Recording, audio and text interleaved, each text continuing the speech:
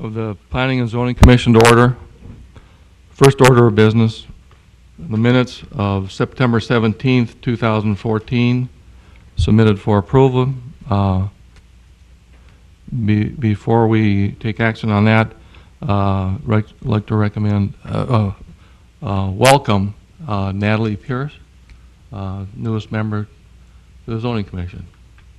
And we appreciate you volunteering your time. Also, we have with us today Mr. Jay Elkin from the county. Yeah.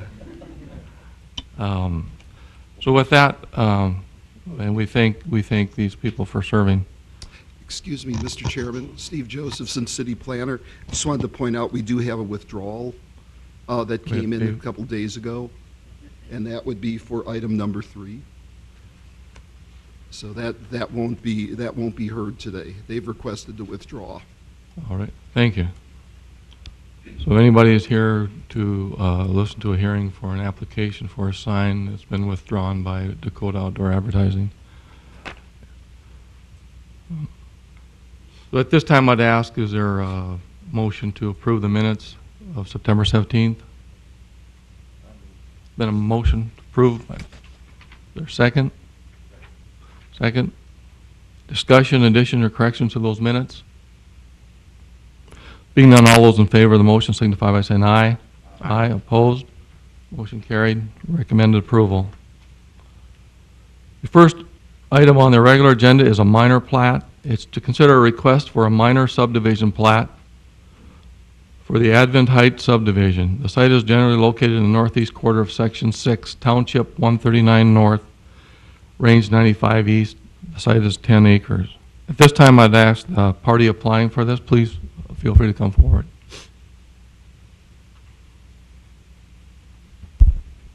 Thank you, Mr. Chairman, members of the Commission. Andrew Schrank with Highlands Engineering and Surveying, representing the owner of the Advent Heights subdivision. This is a minor subdivision plat for a 10-acre parcel. It's located outside the city limits in the ETZ, just east of Dickinson, just east of the existing industrial park on the east side of town. This will be a one-lot subdivision. The Advent Church, Seventh-day Adventist Church, plans on building a new building out here, so that's why they're platting this property. We have had discussions with Al Heiser, and access would be from an existing approach at the northwest corner of the property. The owners plan to improve that approach and use that for access. We did get Steve Josephson's comments and his report and have no issues with what we saw there. So I'd take any questions at this point if you have any as well. Any comments or questions for Mr. Schrank? Just one, Mr. Chairman. Mr. Schrank, I see you're dedicating the 50 feet along there. Do we need it? Is there a reason that, in other words, I think Highway 10 is offset to the north, isn't it? Correct. At that point? The reason we went with 50 feet there is to be consistent with what's been to the west. I understand. know Bilkowski's and all those subdivisions have 50 feet. Yeah. If we can go less, I'm sure the owners would be happy to go less. So. Well, I know there's a bunch of right-of-way on Highway 10 going to the east there. Correct. And there's no sense giving more right-of-way when we don't need it. And I don't know if we do or not. And I believe, Mr. Jackson, if I remember correctly, there is a 50-foot county road easement there, and we're basically dedicating that easement as right-of-way. So that's, I believe, where the 50 is That coming would from make a as difference. well. Okay, So, that makes sense.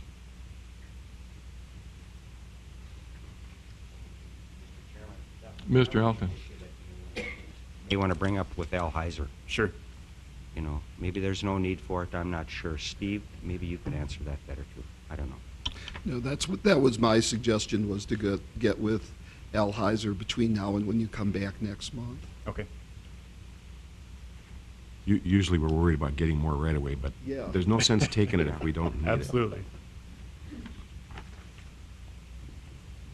Any other questions or comments? Thank you, Mr. Schrank. Thank you. So this time I'd ask if there's anyone in the public who would like to make a comment on this minor plat application, please feel free to come forward. Anyone from the commission wish to make further comment? Not, we'll close the public portion of this hearing, and I would ask for the recommendation from Mr. Josephson, the city county planner. Yes, Steve Josephson, City County Planner. As stated, this is a request for, it's a minor plat, a little bit under 10 acres. Staff recommends approval. This will be coming back to you between now and then. The applicant's representative will check on the issue of the right-of-way, but staff recommends approval without any conditions, and I'm here to answer any questions you may have. Any questions for Mr. Josephson? Being none, I'd entertain a motion. Mr. Chairman, Mr. Kovash? I move the City of Dickinson Planning and Zoning Commission recommend preliminary approval of the minor subdivision plat for the Adventist Heights subdivision as being compliant with the Dickinson Comprehensive Plan and meeting all the requirements of the Dickinson Municipal Code and being in the interest of the public health, safety, and welfare. Is there a second to that motion? Is that a second? Any discussion? This is their preliminary. Being none, all those in favor of the motion signify by saying aye. Aye. Opposed? Motion carried. Recommend approval. Item 2 on the regular agenda is a minor plat. It's to consider a request for a minor subdivision plat for the Southwest View subdivision. Site is generally located in the southwest quarter of Section 11, Township 139 North, Range 96 West. The site is approximately 20 acres. This time I'd ask the party presenting, please feel free to come forward. Good morning, Chairman and committee members. Virgil Schofield with Forrest Grin Associates, representing the owner of the parcel here that we're looking to subdivide. This is a just over 20-acre tract that we're dividing into four lots here. This was approved at a first reading last month with some discussions on the labeling of 10th Avenue Southeast. It was originally, we had it listed as Broadway and then 10th Avenue. I think we cleared that up with recommendations from Steve Josephson. We received comments and cleared up anything that those comments regarded. Open any questions that you may have on this. To make it clear, you're doing 4 lots, That's correct. Yes, sir. and they plan to be built on and sold. Yes, sir. What would you do if you could only build on 3 of them? Well, then they would only sell 3 of them. Okay. 'Cause I had some discussion earlier, and I had a question in my mind about it. When we do these, thing, you're going to end up doing septic. Mhm. What if you get a lot that you can't perk on? What if you get a lot you can't do septic on? What if it's not, permeable enough? I would have to check with the owner on there, what his intentions would be on Okay. that. Just a thought. Mhm.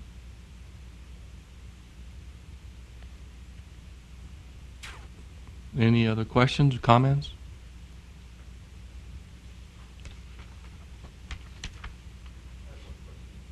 Yes, Al. Has, in response to the chairman, has a geotechnical investigation been performed on any of these lots or any Not to my boreholes? knowledge. Okay, thank you. Any other comments, questions? Thank you, Mr. Schofield. Thank you. It's time to ask if there's anyone else who would like to make comment from the public on this minor plat. Please feel free to come to the podium. Anyone from the commission wish to make further comment? This time we'll close the public portion of this hearing, and I'd ask for a recommendation from the staff. Yes, Steve Josephson, City County Planner. This had come to you last month, and there were a number of issues here that had to do with dedication of right-of-way and also access and then showing who the easement would be, who would benefit from the use of the easement. The applicant has gone out and has adjusted the plats to show the dedication of right-of-way and has labeled the easement. They've been working with the county's road superintendent, for access, so they have taken care of the conditions that were on here. Mr. Chair, I just wanted to address your issue about the septic. Certainly, as we all know, and I just wanted to put this on the record, this is just a stating we can divide the lots. There's never a guarantee that you're ever going to be able to develop lots the way that you want to, and that's just a risk that every developer runs. Having said that, staff recommends approval and final approval, and I'm here to answer any questions you may have. Any questions at all for Mr. Mr. Josephson? Chairman, I have one Oh, for Steve. okay, Steve, Mr. I Hall. noticed that this is lots 1 through 3 are located within the 100-year floodplain. Only a portion, Mr. Elkin, are located, the northern portion of it, and they wouldn't be building in that area anyway. So Okay, but then you do maybe have an issue with septic, right? they may, and that's just something they'll have to find that out. Again, you run the risk any time that you divide a property up, or even if this stayed at 20 acres, whether it's 20 acres or 4 or 5 acre lots, they're always going to run that risk of development. So they're aware of this. They had put that on their site, on their plot plan. So they're aware that there may be an area where they're going to be. Now, fortunately, in the state, you have a minimum of 40,000 square feet for a septic tank. But they're going to have to come in and go through this just like anybody else and determine the best place to put their septic tank and their drain field and so on. Thank you. I had one question. On this August 14th letter, it said neighbors to the land had not been informed of the request. I'm assuming that's changed. We do send out notice to everybody within 300 feet. Oh, so that's done. Yeah, that's done. Yeah, so we do the notice, and we also post in the newspaper too. Any other questions for Mr. Josephson?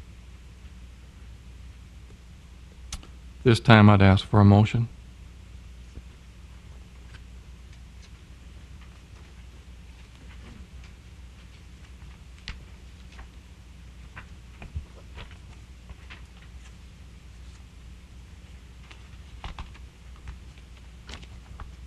Mr. Chairman, Mr. Alkin. I move the City of Dickinson Planning and Zoning Commission recommend approval of the minor subdivision plat for the Southeast View subdivision as being compliant with the Dickinson Comprehensive Plan and meeting all the requirements of the Dickinson Municipal Code, and as being in the interest of public health, safety, and welfare.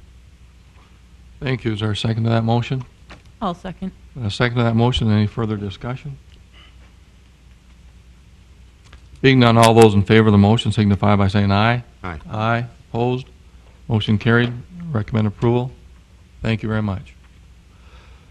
Item 3 has been withdrawn, so we'll go to item 4, which is a final plat.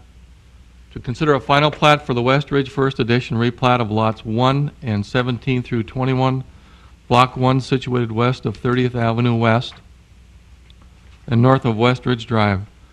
The property is approximately 45 acres, and I'd ask the applicant, please feel free to come forward. Mr. Chairman, members of the board, I'm Jeremy Easom with Roars Development. We came to you in July with a preliminary plat for this phase of the West Ridge development. Had some conditions of approval at that time. We've met all of the conditions. The staff report talks about the park. One condition that was not met with the park fees being paid, but a check was issued a couple days ago, so that should even be taken care of now. So, here to answer any questions if you have any. Any questions at this time?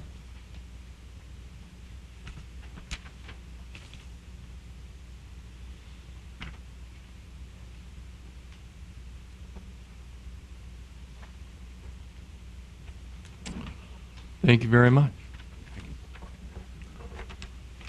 This time I'd ask if there's anyone in the public who would like to make comment on this final plat. Please feel free to come to the podium.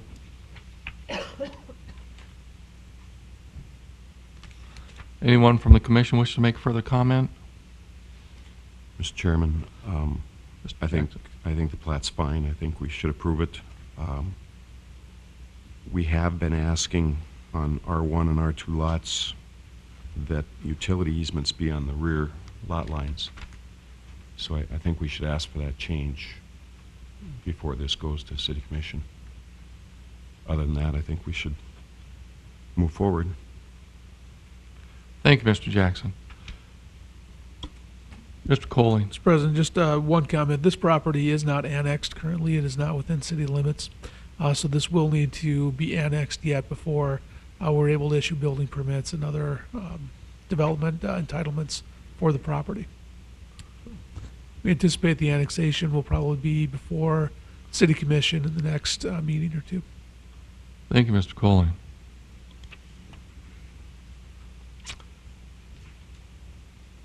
Any other comments? I'm wondering, tract 1, I'm assuming that's being left open because of the floodplain. Is that just going to be open space, or nothing's going to happen with that, or what? Would you like to make comment on that? Fine. That Yeah. is correct. Yep, that is correct. So it just being left open? Yes. No yep. type it's of a park features unbuildable- or anything? It's an unbuildable tract. Oh, okay. And that's why it's a tract rather than a lot. That's Okay. typically what we've been doing on it. Thank you very much for answering. Any other comments?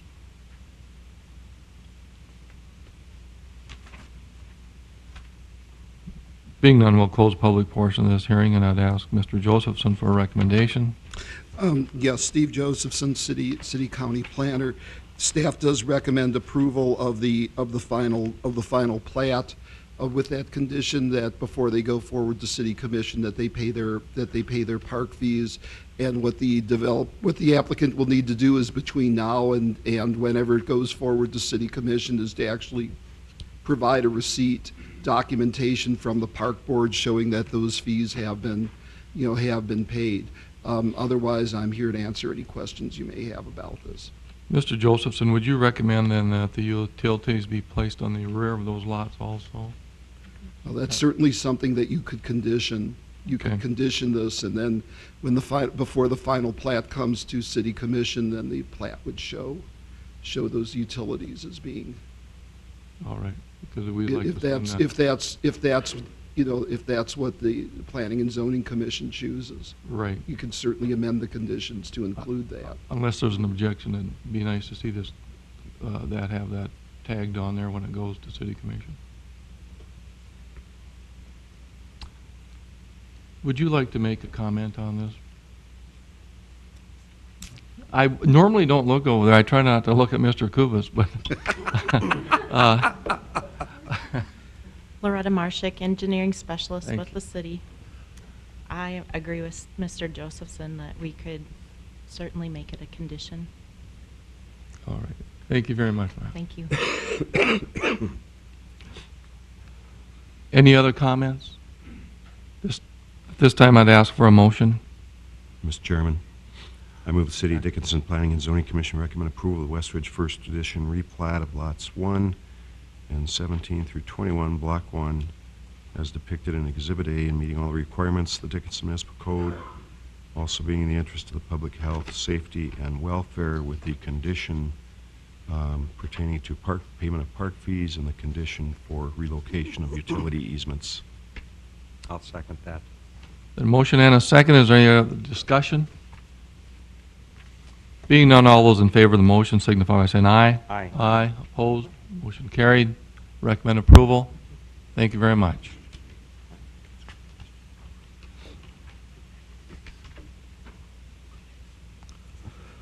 Item 5 on the regular agenda is a rezone petition.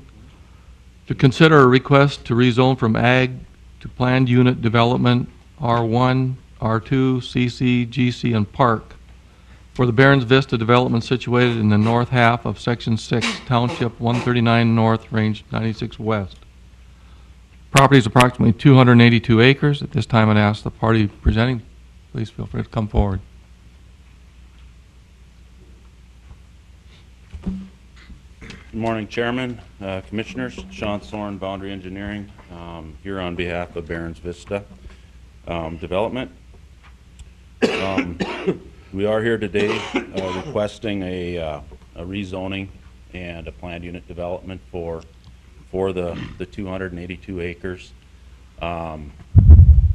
just to refresh everyone's memory, I think we've been here several times, but the location, exit 59 west of town would be the southeast or southwest quadrant of that, directly west of the Dickinson Hills development that's currently over there. After our last meetings with this group, we went back and looked at the zoning and how we had it laid out. We kind of took a step back from some of the things there. As you recall, we had some PUD questions for commercial areas, residential areas. Today we're coming forward with a more simple, I guess, in our terms of what we're looking for on the development. We still have all the commercial on the east side and along the interstate that was presented before. Just looking for straight commercial zoning for that. Going to, as we move forward and develop, if they need some special variances or whatever, they'll come in front of you and request those on lots. Once we get the plats developed for the specific project, instead of trying to make it more complex to this whole 282 acres. The one item that we do have on our plat, and I hope you all did receive the handouts that we made. We do have, as we move to the center of the plat, we show a flex PUD area. And in speaking with Mr. Corton, you know, the city doesn't have any designation for flex. He asked us to change that to an R2 PUD. You know, we're fine with that and making those modifications on that part.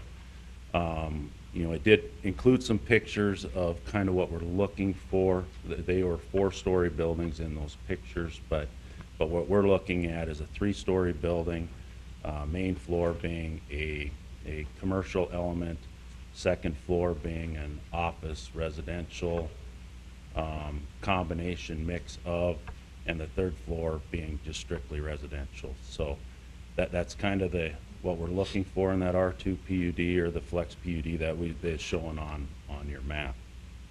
Then we do have a large area of R1 on here. And then on the south border of the property, there's a 23-acre parcel that we're calling an R1 PUD. What we're asking for in that R1 PUD is some flexibility with lot sizes. You know, in Mr. Corton's comments, he talks about maybe looking at a 10-acre piece instead of the full 23. What we would like to keep the 23 acres because we're asking for a 50% only of that being the reduced lot size is 50 by 110.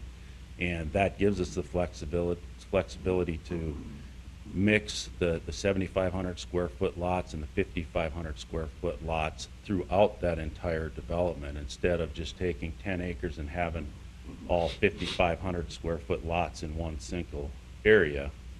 We can kind of blend them all together, which we feel gives us a nicer overall development. It allows a lot more flexibility. It gives us more space. I know parking's one of the items that he brought up. By having a 7,500 next to a 5,500, it kind of alleviates some of that, gives us more road space there for on-street parking. As you can see by the drawings, we are looking at units, housing units that do include garages, 2-stall garages. Ours are 20 feet. He recommends 24 feet. I think we can accommodate that. The other thing that I would point out on the map as, in general, we did put a trail in here that starts at the northwest corner, kind of comes down through the central area, allowing for that residential area to tie into that. And then it does come down on the east side and gives us a buffer between that commercial and the property owner to the south. That was the thought process in doing that. The streets that we've shown in here with Empire, Fairway, the reason we've only depicted those items is we see those as being the major streets that have to go there. The rest of it, we're looking at bringing in through the plating process and developing. We realize there's going to have to be streets throughout this to serve all these lots. But we wanted to take that away a little bit from the zoning portion, because we're looking to get zoning so we can start bringing a plat in front of you, showing and depicting exact lot sizes, where the streets go, and that type of detail at that point. The other item that was of a major concern is access, and obviously any development has to have access in order to make it function. Our primary access is certainly Fairway coming in from the east to the development. We are planning in phase 1 to build Fairway all the way through to 50th, and then tie 50th down to Highway 10. One of the questions, we don't have a full 80-foot of right-of-way for 50th going down to Highway 10, but it is a section line. There is 66-foot of right-of-way, or of easement, and for phase 1, we believe we can get an adequate street section put in there to support the emergency services and the needs of that second access in that. We're certainly going to continue to work with South property owners, the property owners to the west, to try and solve all of the right-of-way issues. We're not saying we're not. It's just at this point, until we get some zoning and some approvals from, or acceptance, I guess, of kind of how we're moving forward, so we can start our plating process. We feel that we can get access to this the way we have it now. We'll try and get more and better and define it more as we continue this process moving forward. Parks, we do have a park on the eastern portion of it, where there's the commercials kind of surrounded. It's across the street from the Flex. We do have the trail system that's part of this. And then on the west side, we do have that engineered drainage channel. And we believe there's some opportunities there for some nice neighborhood parks. And we'll continue to work with the park district as we move forward. I know they do want parks as part of this development because of its location. And we have no problem continuing to do that and make sure that we're satisfying the needs that they have as this development continues to go forward.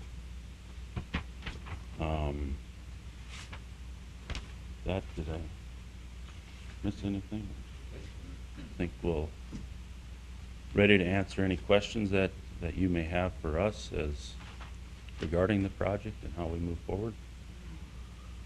This time, anyone have any questions for Mr. Soren, or any comments? Mr. Chairman, how many undersized lots do you have here, Sean? What's 23 undersized? How many undersized? We have, what we have proposed is 23 acres. Okay. Of that, Well, 50% 5,500 of those would be 5,500. Now, of that 23 acres, there's also going to be roads that are taken out of there. So I would estimate that we're going to be, 9 acres at 5,500. And the other 9 would be the 7,500 in that area. Now, we're not looking to split them, like 5,500 on the east half, 7,500 on the west. We're looking to mix those. It might be 55, 75, 55, or a couple of 55s and a 75. We're looking at the flexibility to kind of mix those together.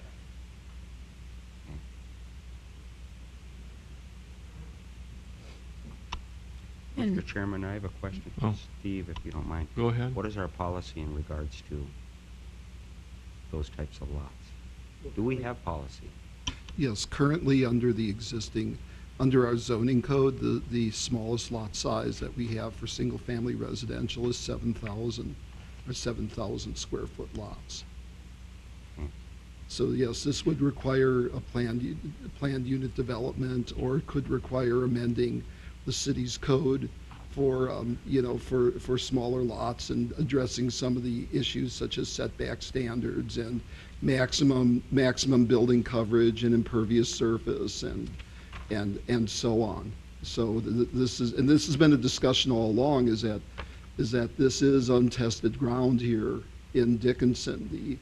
Under the current code, the max for single family, the lot sizes have been 7,500 and 7,000 square feet. Right, but- Under current code. Shouldn't we have some policy in place before we begin to approve these types of situations? I don't know. To address, and again, having spoken to Mr. Corton, if this is a discussion that the, Planning and Zoning Commission is comfortable for him to come back next month and discuss this. But I understand and hear his recommendation to limit the area to 10 acres to see how well this actually works out. Because honestly, as staff, we've been hearing a number of things as to whether or not having smaller lots are actually going to work. Now, I know that Mr. Corton staff had proposed in here some development standards, especially for the offset of garages and the setbacks and so on, and limiting this PUD area to 10 acres with the understanding of, let's see how well that works in a smaller area, and then if it works, the applicant can always come back and amend the planned unit development so that that you can get those smaller lots elsewhere within it. And that was his proposal is, let's at least put this in a smaller area, 10 acres, and see how well it works. And if it ends up working out, they can always come back and amend and allow these in a larger area. Ms. Pierce? I had a few questions. So the developer's envisioning just single family, they're not looking at townhome or those type? I did overstep that. There is an R2 section next to that flex PUD that we have. That is looking to be a townhome. But I mean within the R1 PUD? Within the just R1 strictly area is just strictly single single family. There are a couple examples of homes in the information that they're looking at as the styles that they're looking to put in there. Mm-hmm. I'd also point out that with the homes that they've picked, all the side yard setbacks is 6 feet, the rear yard setback at 20, the front yard are all met on the 5,500 square foot. So we do meet all of those setback requirements that are in the current code. And then the flex PUD areas, the images showed 3 or 4 stories. So you're saying the developer doesn't have a strong preference as to whether that would be 3 or 4 story? It won't be 4. The 4 stories is what we had a picture of from a neighboring community in North Dakota. So we just wanted to give an image of kind of what we're looking at. We're asking 3. Mm-hmm. And then as far as the development timeline, priorities for what the developer would develop, do they have that yet fleshed out in? We don't have it written out, but the east portion commercial and that R1 PUD is really what phase 1 wants to start. Now, phase 2, within 3 years, we're hoping to be into phase 2. And certainly, one of the challenges we have in building Fairway all the way through and 50th all the way down, I mean, it's a huge expense to do this. That's one of the concerns with only 10 acres being allowed with the housing portion. It's big upfront cost and very little development to try and help recapture some of that. So that's part of the 23 acres that we're talking about. And so, as far as phase one, the eastern side commercial, literally that whole community commercial, or just portions of it would be part of phase one? Portions of it, particularly, well, the whole thing would be brought in. The As a streets would be unit. kind of that northeast corner is probably going to be one of the first lots that's going to be targeted for development. The Barron's Vista plans to develop that one themselves. The rest of the commercial is certainly going to be marketed and trying to find clients to come in. Barron's Vista on the residential, they are building that themselves as well. And do they envision, I mean, I know there's the 9 acres of open space. Do they envision plaza, pocket, park type in the community commercial, or is that just going to be strictly business? Strictly business at this point is what's there. Mr. Elkins, were your questions answered? Somewhat. I have a question for you. I'm very concerned about the access to this property and the fact that Fairway is, because of the density that Fairway is servicing Five Diamonds and this development. How has communication gone with the adjoining property owners, regarding possible access from other directions? With Five Diamonds, we've been trying to get meetings with them and been unsuccessful to do that. They've not been necessarily willing to sit down and talk with us. We have talked to the south and will continue. I think, and he's got a representative here too, so she can certainly speak up and answer those. Our initial discussions seemed favorable with 50th. Not so favorable with trying to do anything on 30th, and certainly he's not interested in splitting his property in half. So that's where our plan had kind of changed to take that across to 50th. As we continue to move forward with Five Diamonds particularly, there's some water and sewer. I mean, we have to tie into some of the stuff they're doing. We're going to have to make that meeting happen, to resolve those issues too as we start getting to the development plans themselves. Mr. Friedrich? Mr. Josephson, it's my understanding that if we approve this today, we're not approving smaller lots. I mean, that'll come in at the platting time, correct? No, actually, if you do approve this today, you're saying that if this is the recommendation is that within a 10-acre area, they would be able to do the smaller lots. The way I read it is we're approving a PUD. Yeah, and the PUD would allow for those 5,500 square foot lots in that R1 PUD. It would allow for them. Maybe. But we still have a plat that would have to come in front of this board. Right, they would still need to plat, and the plat would reflect where they plan to put those lots. I'm going to ask Mr. Colling for a little clarification here, please. The details of the PUD would still have to be worked out in its details. There would be a plat that would come through, would outline the dimensions of those lots and the exact location of where the smaller lot sizes would be. As well, I anticipate there would be a planned unit development agreement that would outline the obligations that the developer has and that the city would accept for the details of the PUD. I think Mr. Josephson is correct that the general outline of it is in your materials here, that they're looking at 20 acres with about 10 acres of that or half of it being smaller lot sizes. We'll have to work out the details as they continue with their development process. Right, though. to Thank you, Mr. Colling. to clarify the difference between their proposal and the community development director's recommendations is their proposal is within that 23 acre area they could mix larger lots and smaller lots. The recommendation from staff and the community development director is there's going to be an area, a 10-acre area, in which 5,500 square foot lots would be allowed.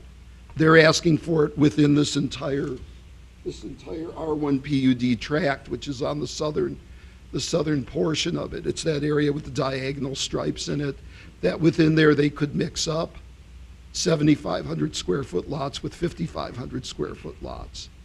And, you know, Mr. Croton's recommendation is, here's a 10-acre area, try it in there first with the smaller lots and see how it works out. And my understanding is that Mr. Croton is of the opinion that the city has no experience with this, and the developer has no experience with this. And so my question, Mr. Soren, is where are you drawing this from? Is this going to be something that, you know, is going to be a little bit creative on the part of the developer, or do you have other locations where you've seen this? Well, the smaller lots are not I mean, we have them in town. Mm-hmm. I mean, downtown parts of Dickinson have certainly smaller lots than 7,500 square feet. So, you know, it's not a totally new concept. You know, we're looking at an avenue where we can kind of mix some smaller lots and try and maybe target some folks that can't maybe afford the larger ones. And we feel by mixing them together, we kind of keep a nicer neighborhood. You know, maybe the 7,500 square foot lots help bring value to the 5,500. And, you know, one of the concerns I have, if we just go small lots on 10 acres, then you're just cramming a lot of houses into one area, and your density's a lot higher there. And we're not asking to do that. We're asking for the 10 acres of smaller lots. We're just asking to be able to mix those throughout 23 acres. Mm-hmm. Unless I'm not understanding Mr. Corton's comments, but that's what I got. Try the 5,500 square foot and 10 acres and see if it works. But it doesn't really bring the mix to the table that we're looking at. You know, we might have some 5,500, might be some 6,000. We're looking at a minimum of 5,500, blending it all together to make a nicer overall development for 23 acres instead of just small lots on 10.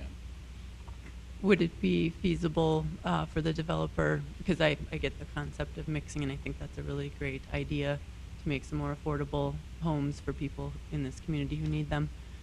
Would it be feasible to do the mixing of the 7,500 and 5,500 and your mix on 10 acres and experiment with that?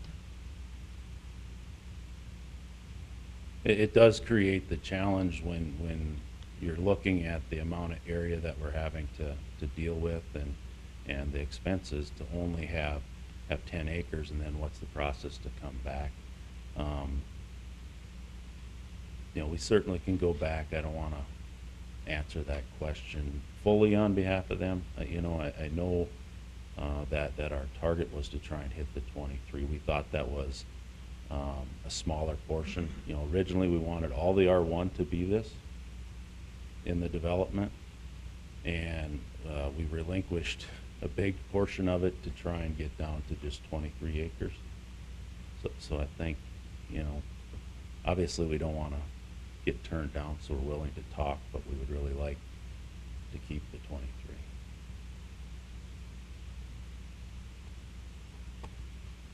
Any other questions or comments? Mr. Ballesteros. Also, there was some concern about the oil wells that are currently closed out. Is there any kind of, I'm not familiar with that, how it would, that they could never be opened again or used, or something to that effect, that they're done, they're remediated, they could no longer be used? Well, I know we have an attorney working on that. I don't exactly know his status, but certainly we're not interested in having oil wells come in the middle of our development. So we can certainly do whatever it takes to try and address that. But they're working Yeah, yeah.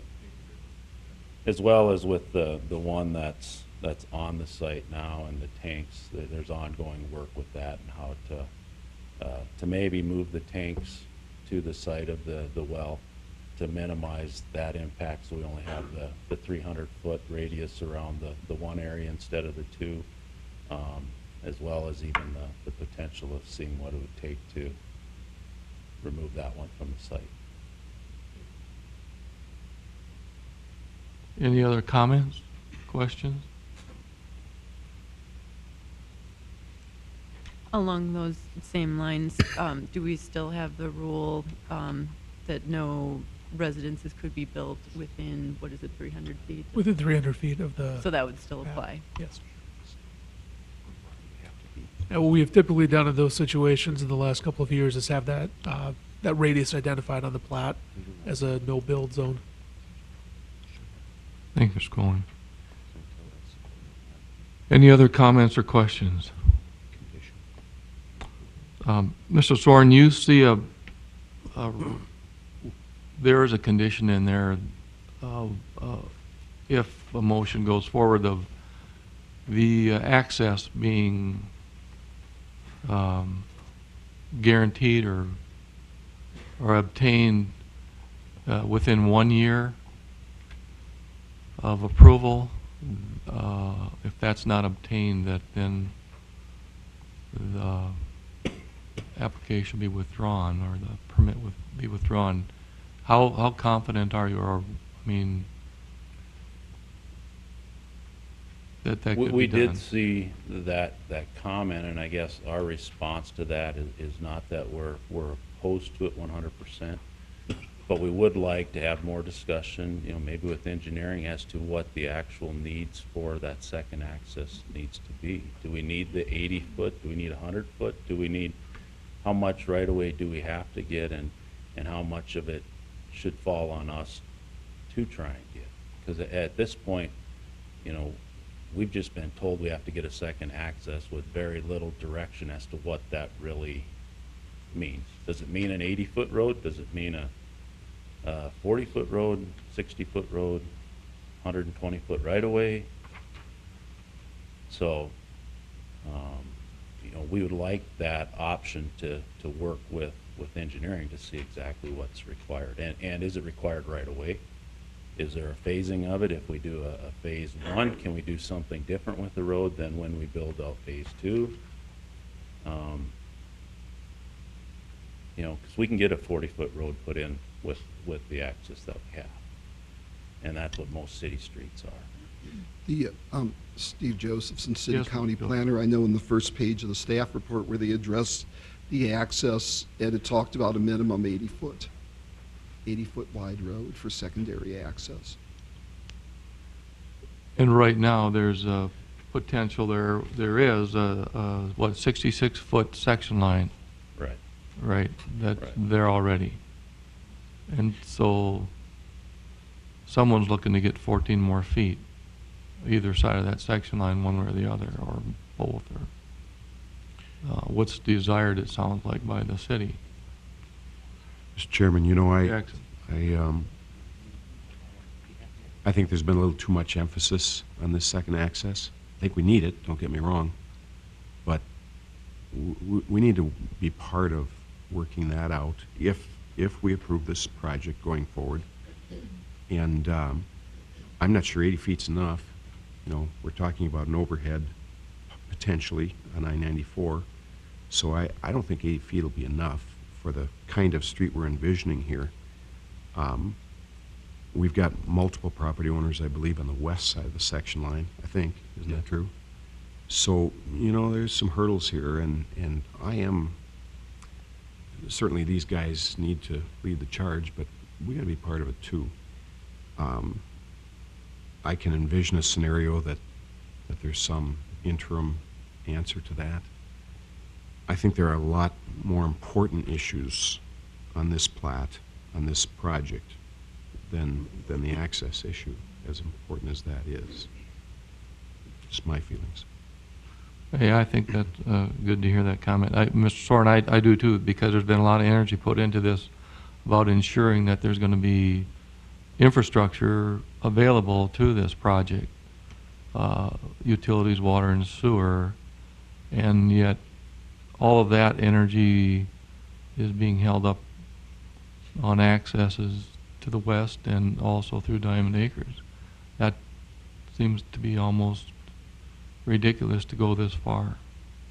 I mean, that's my comments on the access part too, is that I know you feel it's an ongoing process and you have hopes that things can be worked out. But there's been a lot of energy put into this, so hopefully there's some success in getting that. Any other comments or questions? Mr. Colling? With respect to 50th Avenue, Mr. Chairman, I can't tell you our comprehensive plan outlines that as a fairly major road. I believe it's identified as an arterial or a major collector road.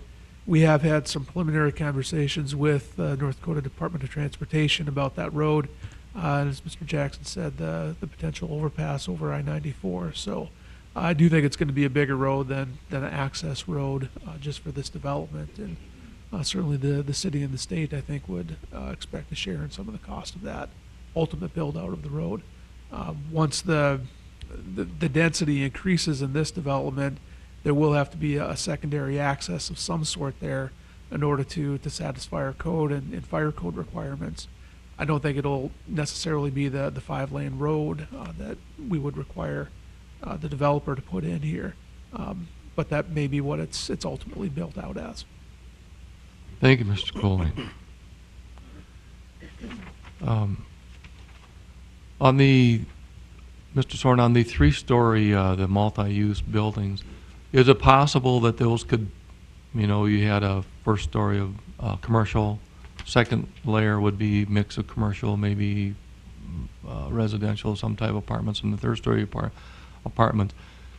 Do you see where it could be, those would be converted to all business or one layer of apartments? Is that potential there if needed? Or if the pressure is there from business to do that? I'm not sure I'm following 100, but I think we would envision that the third floor would be residential. Mm-hmm. The rest of it could all be commercial business, the first and second floor. Sure. So on those, would you plan ahead for parking for that much commercial?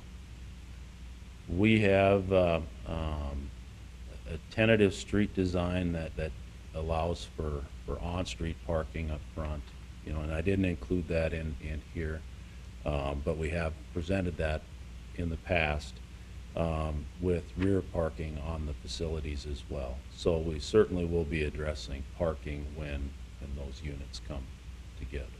Okay. Thank you. Any other comments, questions?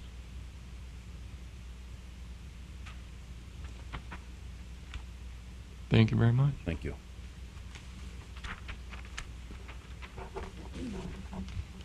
At this time, I'd ask if there's anyone in the public who would like to make comment. Please feel free to come forward. Morning. My name is Mel Wenko, and I'm here representing Jody Arthod, who owns the land directly south of this lot. And his land is directly east of 50th that you were talking about. So they would need to get his easement to be able to widen that road there. They have come to him and asked him for the whole 14 feet to get the 80-foot wide instead of maybe doing half and half on both sides, just because on his side it would only be one person to ask. So they did ask for that. He does want to express his concern about the smaller lot sizes, and if that stays, he most likely will not approve an easement. He's not necessarily against that 14 feet. He just doesn't like the types of people that might come in for the 5,500 square foot lots. Also just want to throw out there again that they most likely will have to come to him for sewer easements as well. So obviously his stand on the low density would be the same for that easement. Thank you, Ms. Wenko. If there's anyone else in the public who would like to make comment, please feel free to come forward. I'm Kathy Cronin. I work with the Barons on the marketing end. I just want to remind everyone where this started. I mean, Barons did a market research, and so has the city now. There's been a lot of articles in the paper recently about how much homes we need. And their homes, we need to provide a home, according to the market research, that provides a home for those people that are coming here to work in the oil field. Right now, a majority of our homes are over 300,000. The homes we're talking about would be under 250,000 is our target, and that's what we've brought all the stakeholders together to try to have input into that. How do we do that? We're trying to use a multiple approach. The size of the lots is only one way we're trying to do that, but if we've got still a lot of people living in apartments with multiple men that would like to bring their families here that don't have the homes yet, and we need to hit homes in that price range. 180 to 240 is our target market that fit that worker that's living here. Otherwise, how are we going to be able to bring the workers to and here to do the work in the oil fields and to do our retail work? That has been Barron's goal from the beginning, and to provide homes for that segment of the population that are coming here. And it just sounds like, according to some of the articles just in the last week, we're getting ready for a large explosion. And where are those people going to go? We keep 7,500 square foot lots. Those homes, and the builders have shown over and over again, are coming in over 300,000. We're not talking about a $100,000 home that's going to be a ghetto. We're talking still a $250,000 home. The people that afford those are good, hardworking people, and I think they deserve to be in a home and bring their families here, and we need that. So I would ask that you really consider those 5,500 square foot lots, and I'm on the MLS, and I can attest every day that those homes that are available under that 300,000 mark are very far and few between, and most of them are pending closing. So just keep that thought in mind, that the market, we need to provide housing for them, and this would be nice housing. It's still a $250,000 home almost. So thank you. Thank you, Ms. Cronin. At this time, I'd ask if there's anyone else in public who'd like to make comment. Please feel free to come forward. Thank you, Mr. Chairman. For the record, Steve Circle with Tri-State Consulting Engineers. I just wanted to reiterate a few things. Our methodology on designing the plan, as you see before you on the lot sizes, is to kind of reiterate what Kathy had just stated. Is we want to be able to create a community that everybody can afford, and we feel, and I've actually successfully done this in the area where I'm from, which is Coeur d'Alene, Idaho. And if we can do it as a test pilot, then that really sets a stage on do you want to create that as an ordinance or not. So certainly would propose that, and I think that would be a great idea to consider. And it's not a large amount that we're talking about, but it gives us the ability to be able to market all of the needs here you have in Dickinson. I'd like to touch base a little bit on access. There's no doubt we need 2 points, maybe even 3 points of access. And until we get to first base, it's kind of hard to formalize the negotiations on locking that in. But we've been working hard and diligently to do that, and I think that we can prevail. If not, then it's our due diligence to either bring that to the table or we don't have it. But step one would be is putting color on the map so we can move forward with some assurances with our client that we can negotiate some terms with our property owners to the south, west, east, and so on, and working with the state and working with the city. As your attorney had even mentioned about crossing over 94, great options. And I think it was Commissioner Jackson, one of the workshops we had real early on a few months ago, that stated, well, there was a desire to go over the freeway or the interstate. Good plan for that, for connectivity and roadway networking, and we're certainly on board with doing it. But I think it's got to go in a methodological order. So that I would stand for any questions you might have of me. Otherwise, I appreciate your time. Thank you, Mr. Circle. Yeah. Mr. Ballesteros, did you have a question that you'd like to? Yes, just Mr. Chairman. The difference in lot sizes, if you're just doing 9 acres, you could put 70 lots on there. approximately with that 9 acres, if they were 5,500 square feet, if all of them were, and if they were all 7,500 square feet, you could put 52. So a difference of about 18 lots. And so are we just talking about those 18 lots? I mean, is that kind of what we're, because I mean, that just became a lot to me, but then the young lady from the audience here, she had said there wouldn't be an approval of that easement if those additional 18 lots were there. If they're intermixed with them, you really couldn't feel them all in one spot. Maybe an area where there was kind of the 7,500 square foot lot, there would be maybe 2 on-street parking spots, and versus just maybe 1 for the 5,500 square foot, or something to that effect.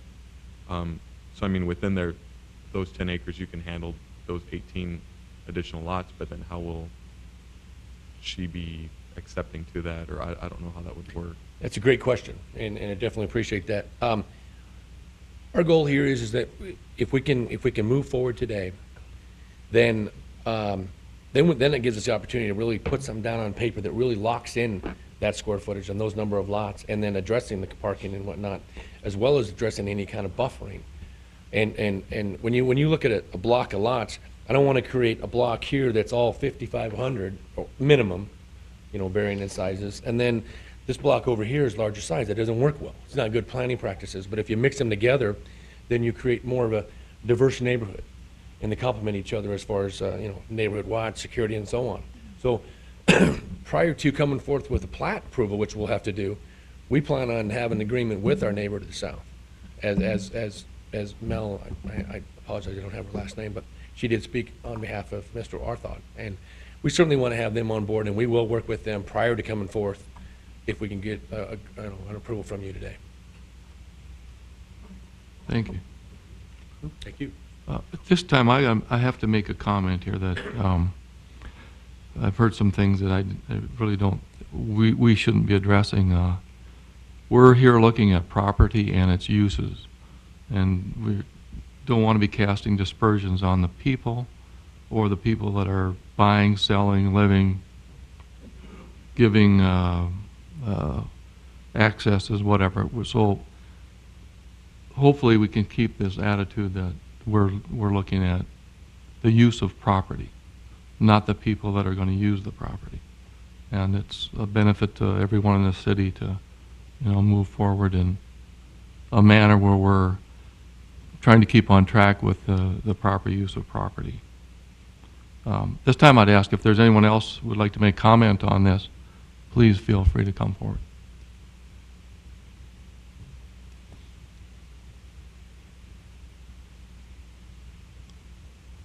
Anyone from the commission wish to make further comment? Mr. Chairman. Mr. Jackson. First of all, just some perspective on these lot sizes. I have to disagree with Mr. Soren a little bit with a comment about downtown. Most downtown lots are 50 by 140. There are some smaller ones, but most are 50 by 140. That makes them 7,000 feet. Even though we have that regulation in our ordinance, or that number in our ordinance, we don't see very many plats that are trying to plat 7,000 square feet. The next one on the agenda is an example, where the lots are 9,000 to 12,000, I think, something like that. So even though we have that 7,000 in our ordinance, it's not often that we see a plat that's full of 7,000 square foot lots. So this really needs our study, I think. I've said before that I'm open to it, and I am, but right now, in approving this, we're approving a de facto policy for the city if we were to approve this, because we will set the precedent, and it will be very, very hard on future developments to do anything different. So, as Mr. Corton points out in his discussion, we will be setting a precedent here.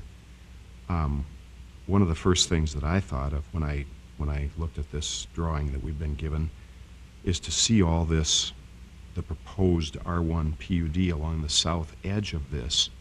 It will affect the property to the south. It would make more sense to me to move that into the middle of the development, if we approve it at all, so that more traditional R1 lots can be platted next to the adjacent property. And in other words, we'd be minimizing the effect, if there is any, on the adjacent property. I think we got apples and oranges a little bit on the 10 acres, the 9 acres. Mr. Soren told us there were only going to be 9 acres of 5,500 square foot lots.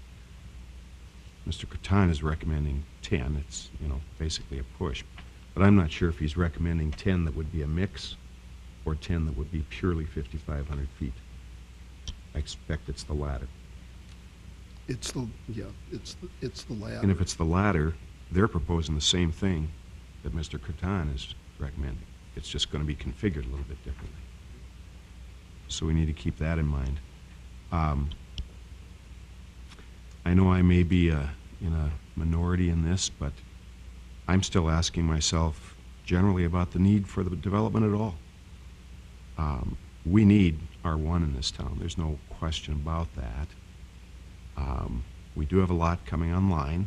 I don't know what the pricing will be. I hope it starts coming down. I wonder if we need more commercial. We've approved a lot of commercial ground in the last couple of years that's still sitting vacant. So I even asked myself that question, and I haven't decided yet, but whether there's a need at all. But I certainly think that this board needs to talk more about smaller lot sizes and have a policy in place before we approve something like this, whatever that policy is. Thank you, Mr. Jackson. Any other comments?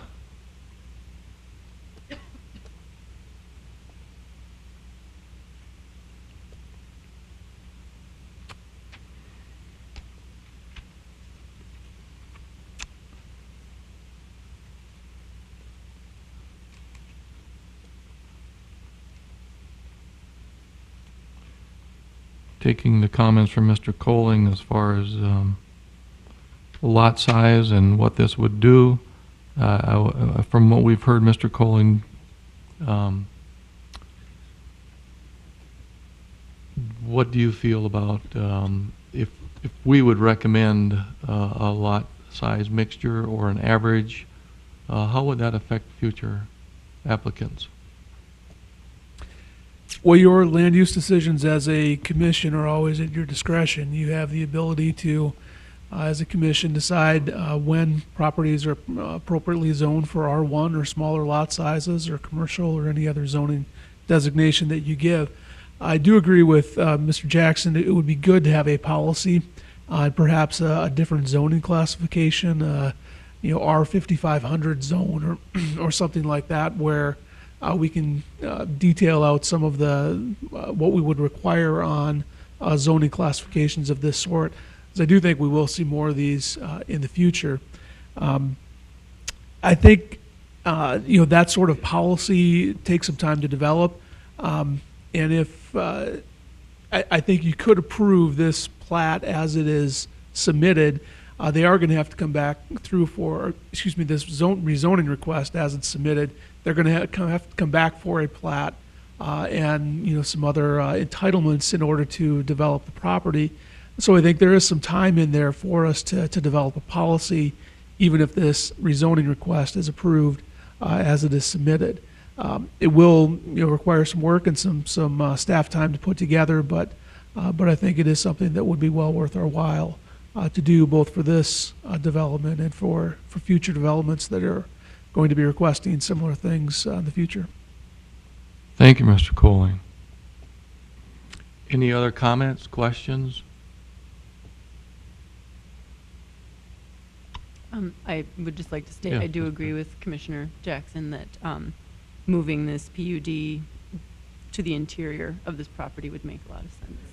If it's going to be smaller lot sizes and closer to the general commercial, that would make a lot more sense.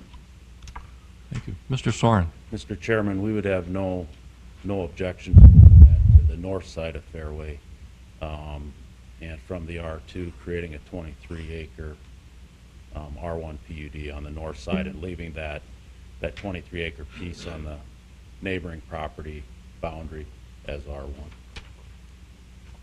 Thank you, Mr. Soren. Is there anyone else from the public who would like to make comment? Feel free to come to the podium. Being none, anyone else from the commission wish to make comment? One last comment. Yes, Ms. I do Perry. think that before we would go forward with this, I think it would make sense if the developer has not had any conversation with the neighboring property owner to the east, that might be something that should happen before, to at least see what their, if they can begin to work something out before we would approve something like this. Well, I think there is quite a chess game going on here as far as people posturing, and it's difficult for us to deal with that, and I don't know if it's our place to deal with it. I think our place is to deal with this piece of property, asking for a rezone, and then and see what happens as far as agreements. I think it's no different than something we heard earlier where there was just a simple division of 20 acres into 4 lots. And the property owner is taking a risk as to whether or not those lots are going to be buildable. Everyone's taking a risk, but I think we need to stay focused on what the question is here at hand. Any other comments? Mr. Chairman, Mr. Jackson? I guess I need a little clarification, if you could help me, Mr. Colling. If we were to approve this today, just the way it's submitted, we've got 3 tracks that are labeled PUD or Flex PUD. What are we really approving? We have, we're hearing a lot of conversation about 5,500-foot lots, but we have nothing here that is showing that. So I know they'll still have to submit their PUD, their actual PUD, and remind me, do we approve the PUDs, that city commission? The rezoning will be done by this board. You would rezone the property as a PUD. That would go to city commission to zone it as a PUD. The PUD is essentially an overlay district. It allows any uses allowed within our zoning code pursuant to a PUD agreement. And we would have to come back at a later time to outline the details of that PUD agreement. I think what we would have, if you would approve this zoning request today, as staff, we would have authority to essentially work with the developer to outline the terms of that PUD agreement based upon what they've submitted now, that you're acceptable with 5,500 square foot lots over approximately 9 acres of the designated parcel that they've identified here. The details would have to be worked out, though, through the agreement. But approval of this rezoning request would give us the ability as staff to start to put that agreement together. Okay, did I hear you say that if we approve this, we are approving 9 or 10 acres of 5,500 square foot lots? Not in.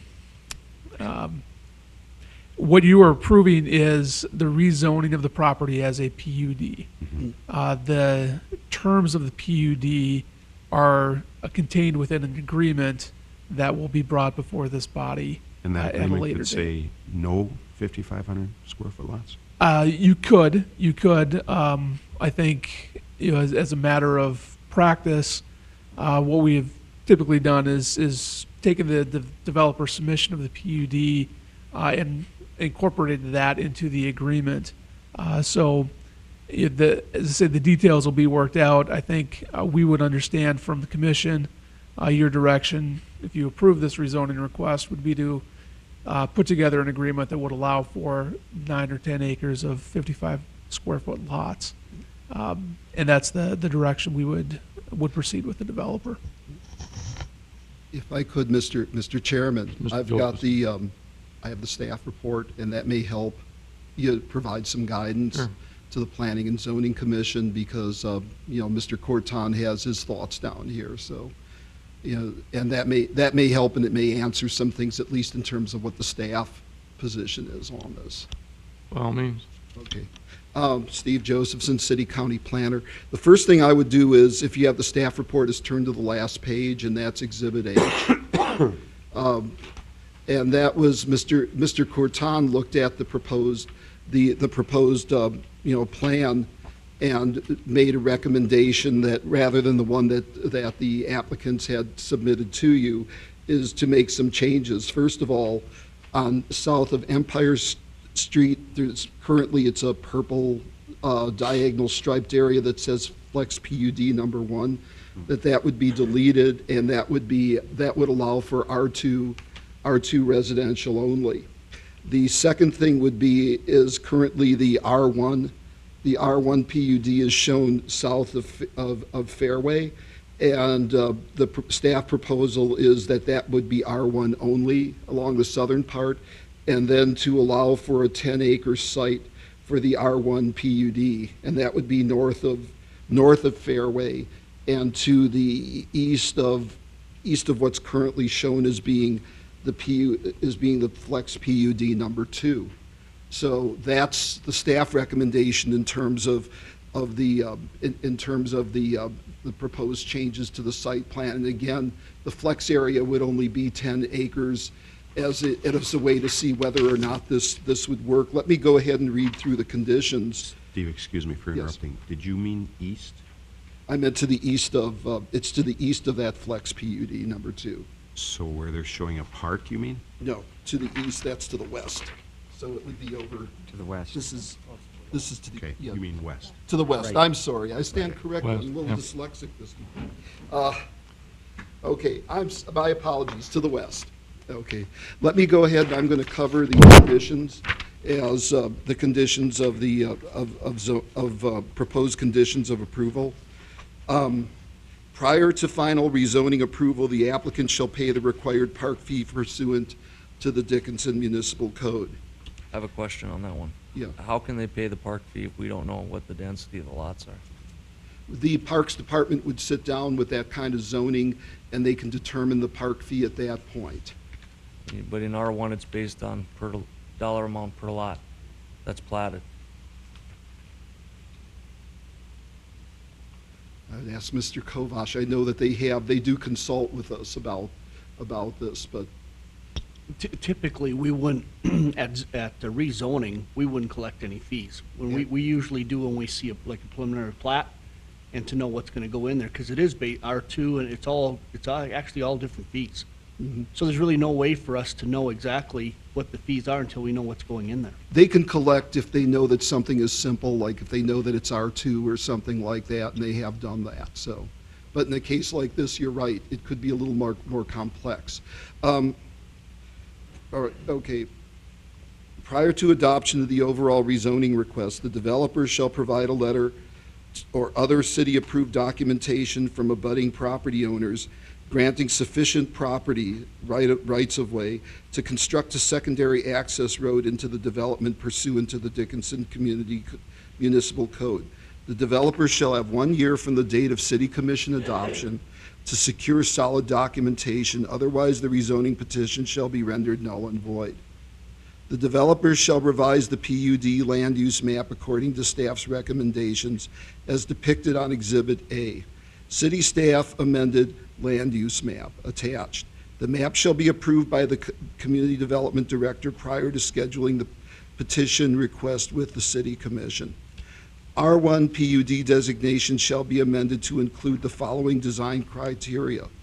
All residents shall be required to construct a 24-foot by 24-foot two-car garage.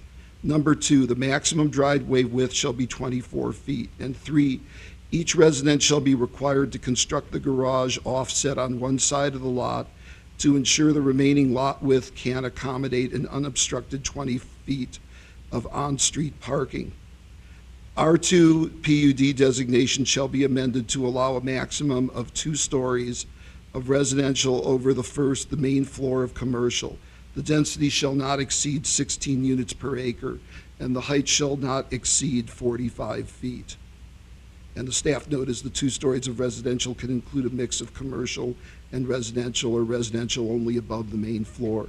And then number 6, the Community Development Director shall approve the overall PUD land use map as amended by staff. As we've had in discussion, some of this could involve some policy change. What I would say is that if that's the case and you feel as if I've talked to Ed about this, to have community development director available to discuss the implications of this or any new policies or any other things, certainly it's your option whether, you wish to move forward at this time or continue so that, Ed is here for further discussions or, that's your option. I'm just providing the staff recommendation to you. And it does differ. One of the big differences is that it differs in terms of the amount of that R1 PUD. The applicant did say they would move it to the center, but they're still looking for the 23 acres. The staff position of 10 acres is based upon, here's a 10-acre area. Let's see how well the zoning controls work in terms of developing this, and they can always come back in the future and amend it and increase the area. Thank you, Mr. Josephson. I too agree with Mr. Jackson on that either policy has to be provided to address this or must parallel development of it somehow, that it doesn't set a precedent that, and I don't know how you write maybe Mr. Collingwood, how do you write a developmental policy, an experimental policy to address this and to test to see if it works? And what do you do in the future then? Well, the policy decisions are up to you. This board makes policy with respect to your land use decisions. I do think it can be done. I think those zoning designations do exist in other parts of the country. Mm-hmm. They're not unusual, so I think they can happen. We do have some lots within the city that are less than 7,000 square feet. And I think there's mixed experience with those as far as their saleability and developability. So I think, I guess it's up to you whether or not you wish to approve lot sizes of that size or how you want to proceed. As staff, I think we can take direction from the commission and put into code and into policy what your decisions are. And this isn't a PUD, so it is a unique situation. Each PUD is unique. It is. Totally a development. It is. Yeah. I just have a point of clarification for city staff. Yes. So this map, as staff has drawn it, the remaining acres to the west would still stay as ag, is that correct? And only the portions that are indicated as R2 or R1 or R1 PUD would be rezoned, and then the remainder would remain ag? No, I'm sorry. Within the PUD, no. The idea was that if you're looking at this, say to the west of where the proposed R1 PUD is, that would be rezoned to R1. So it would still all the way to the edge of the development. Yes, the differences between the map that the developer presented to you, the applicant presented to you, and what staff is proposing is, number one, the R1 PUD to the south would be R1. Number two, that the R1 PUD would be north of Fairway and west of that flex PUD number 2 and would be limited to a 10-acre tract. And then number 3, the flex PUD number 1 would be changed to R2 zoning. So there would be, in that center section where it says flex PUD 2, it would actually be R1 PUD plus whatever would equal 10 acres. Well, the flex PUD 2 would be the flex PUD. That would that allow would remain. the ability to do that. And the thinking behind that is that you have smaller lots and greater intensity, is that you actually have that, you have a pattern where the more intensive uses are closer to the commercial, closer to commercial activity. And then as you begin to move away from that, you start to have the density starts to lessen. And that's a fairly standard land use pattern, pattern throughout the United States. I'm familiar with that. I'm just wondering if we are uncomfortable with approving a map that has a flex PUD2, which does not exist in our zoning code, correct? If the developer would be comfortable rezoning that simply R2, and then, for that intensity of use. And that's a choice that you'll have to make, because certainly in the conditions did talk about how the first floor would be commercial, and then the next 2 floors could be residential or a mix of residential and commercial. So that's and not put a currently allowed under R2, is that It's correct? not currently allowed under R2. R2 is single-family residential, duplexes, triplexes, apartments up to 4 units, or townhomes. So no, there's no commercial component in that. So that would require a planned unit development in order to add that. And we have a couple of examples of that throughout the city. Oliver Commons comes to mind. Mr. Chairman. Mr. Friedrich. Mr. Colling, I have one question. So we cannot approve a PUD without saying we agree to 5,500 square foot lots. I mean, we can just say that we agree this is going to be a PUD that to be worked out at a later date, once we see the plat. You certainly can. Yeah, if you want to rezone this as a PUD, you have the ability to do that, and the details of it will be worked out. I think what we're looking for is just direction from the commission or staff. When we go to the developer to work out the details, what do you want those details to be? And if the details are you're okay with 9 acres of 55,000 square foot lots, 5,500 square foot lots, then we'll go pursue that with the developer. If I could comment on that, I think it's clearer if you are going to make a recommendation to go forward and set the development standards in that area. So within that PUD, you would actually say the minimum lot size would be 5,500 square feet with those other conditions. So yeah, you could do that, and actually that's probably a better thing. If you think that it needs more work, then continue it, table it to the next meeting and try to work out some more details. Well, my only opinion on it, I'd like to see it. I just don't want to see 10 acres. I would rather see a mix of bigger lots and smaller lots than one little area of just small lots.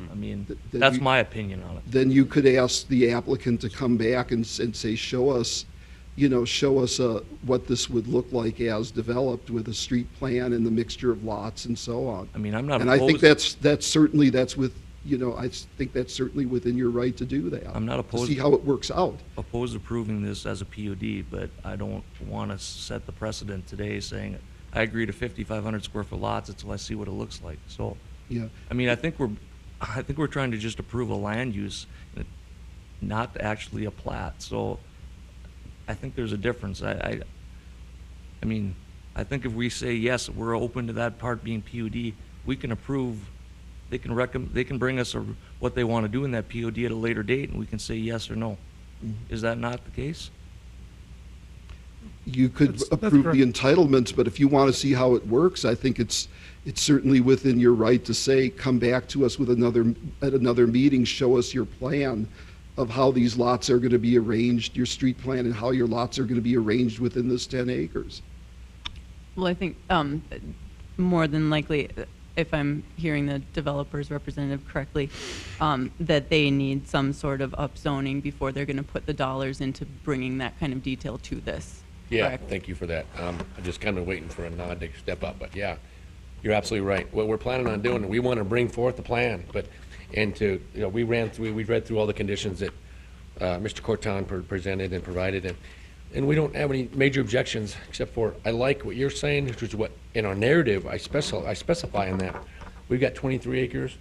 We want the ability to bring forth to you something that gives us the same 10 acres, 9 acres, once we get the right-of-way and the appropriate access for roads, sidewalks, and everything for the pedestrians to utilize. I think we're saying the same thing, but bringing that plan forward at that time would certainly what we want to do. That way we're all on the same page as we move forward. But I think at this point in time, it's just too much detail. And then my question would be, if we, what on their plan says Flex PUD2, if we were to approve that as simply a PUD, can we approve that as a PUD, or do we have to specify R2, R1? You can approve that as a PUD. The zoning designation we have in our code is PUD and includes all the possible zoning classifications that we have within the code.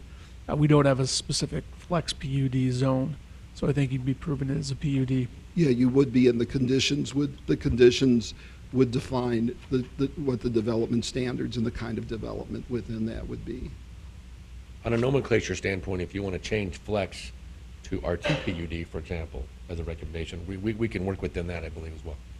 I think that's what he'd recommended, that that be listed as R2. Correct. Mr. Chairman? Yes, Mr. Jackson. I didn't realize that this drawing we had in our packet was Mr. Cruton's markup. I didn't know what this was. And now it makes sense to me. I understand where this came from.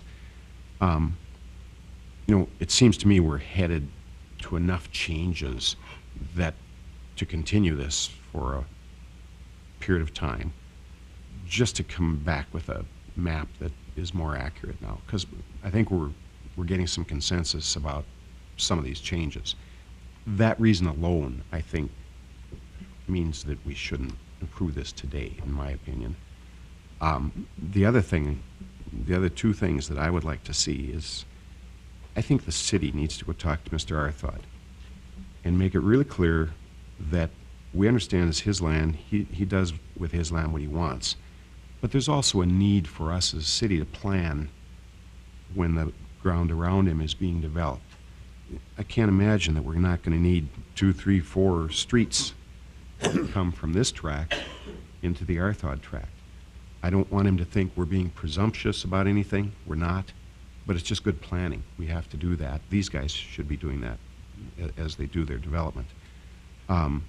Lastly, about a year ago, Mr. Cruton told us that we have ground in, I believe, in our urban service area that'll accommodate 50-some thousand people. Now, if we buy that, we'll have 50-some thousand people. I still think we've got to keep that number, as theoretical as it is. There's all kinds of assumptions in that number. But I think we've got to keep that number in front of us as we're approving these plats. Where are those 50-some thousand going if we get 50-some thousand? So I'd like to ask the planning staff to freshen up those numbers. And we continue to look at those numbers as we approve things. It's got to be part of the conversation. Mr. Chairman, along that same Mr. Al? line, it would be interesting to know how many acres or how much land has been already platted, and what we have out there for residential or R1 that has not been developed at this point in time. Do we have enough to meet the needs of the future? That's what I guess what I'm asking. Right now, I look at this over here, 5 Diamonds. I don't know how much of that's been sold out. I look at Roars to the north, and here we're about to approve another 282-acre tract. And that's a concern of mine, Gene, and always has been all along. There has to be some number, as Ed and Steve generate these numbers, and again, we understand there's assumptions and they're theoretical numbers, but there's got to be some number that we would say, no, we don't need any more. We may not be there yet, but I think we've got to keep that in front of us. Thank you, Mr. Jackson. I think you're correct, and I think if I'm seeing this going to a continuance would be my first thought right now, and along with that, I think those numbers would be nice to have by the next meeting to see what the numbers are, what the realistic numbers are of those developers that would develop it the way the city wanted it developed, and the perspective of the developers on what they think is going to be saleable on what they've got planned, so we can have real numbers that have a high potential of being developed, high potential of being built out in the next several years and sold, and that the infrastructure would be available to that property. That is a big question, and with the numbers that are there aren't all, right now, serviceable. Yes, ma'am. Right, and that's the point I wanted to make. We think we got the spot for this, absolutely the best spot, but we looked at other large chunks, and just because it's been rezoned for residential doesn't mean the landowner is willing to sell it for that use. And I think there's quite a bit of land, because we looked at 2 large chunks to do some residential, and those people were not willing to work at all with us, even at the price, that they were asking. So they're not wanting to develop those, as far as I can tell. Thank you. Any other comments or questions? Yes, sir. Go ahead. If I may clarify, if the commission, and it's the flavor for a continuance, I would ask that you give us clear direction on what to bring back. I feel some more detail that you want back in what we originally had, and we pulled back because we thought it was too much detail as directed by staff. I feel that Ed's draft here as Exhibit A really is pretty simple. I don't think it's a wholesale change, because it's really taking the R1 PUD, putting it in the middle, centrally located, allowing for to protect our surrounding property owners with standard R1. So I guess I would ask, if that's the flavor, then I just want to make sure we get clear direction on what we bring back to you, so we can move forward in a positive direction as a unified front. So. Thank you. Thank you for your questions. Any other comments? If being none, we'll close the public portion of this hearing. And at this time, I'd ask Mr. Josephson for a recommendation from what he's heard. I did give the staff recommendation, and that was approval subject to those conditions, and also the changing and also that the map, the land use map, would be as shown in Exhibit A. And as I said, if this is a matter of additional discussion, of giving the applicants a chance to make some changes, now that they've listened to the board and seen the staff report and heard the discussion, then that's certainly, it sounds like that's the direction that's heading. And so staff recommended approval subject to the conditions that I'd read into the record before and are in the staff report, and also amending the future land use map to meet the land use map to meet what's in Exhibit A. And after hearing what you've heard today, you still stand on that recommendation? Staff still stands with that recommendation. But as I said, it's the prerogative, if there's more work that needs to be done, and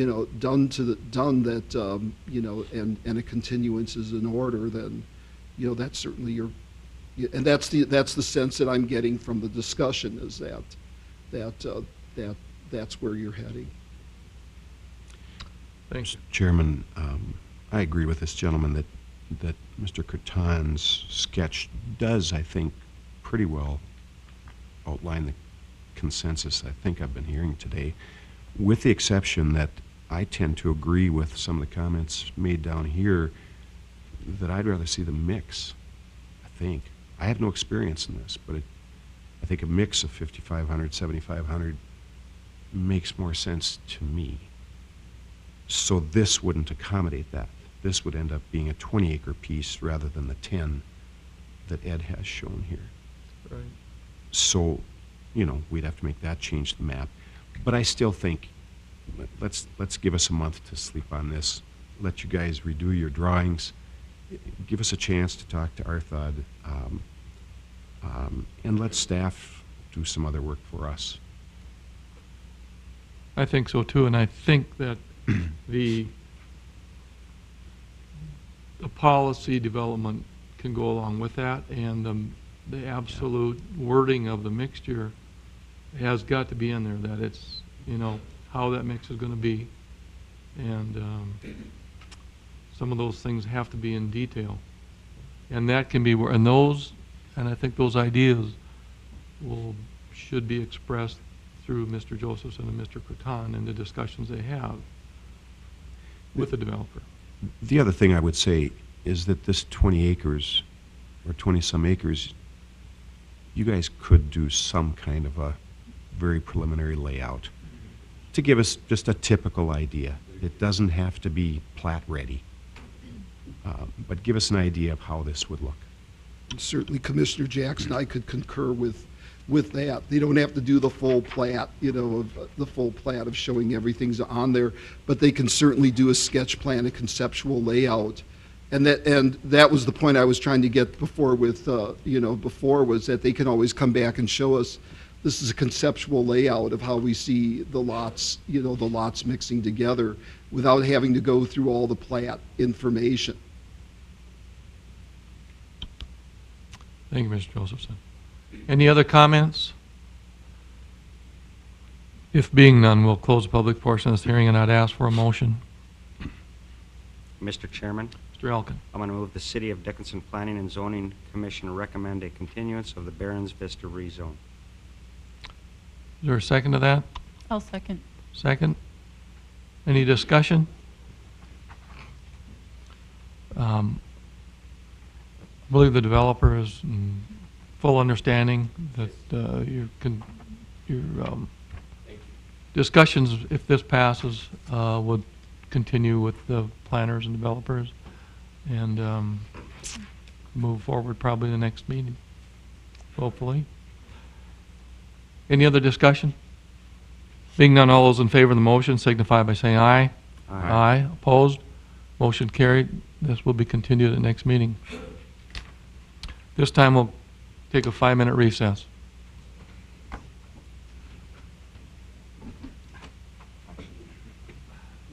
New.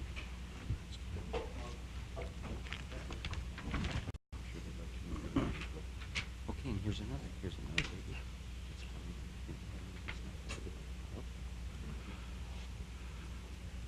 We continue on with item 6. It's the final plat. It's to consider a final plat for the Cook Meadow Hills 5th Edition. Site is generally located in the northeast quarter of Section 29, Township 140 North, Range 96 East. Site is approximately 83.07 acres. At this time, I'd ask the party presenting, please feel free to come forward. Yeah.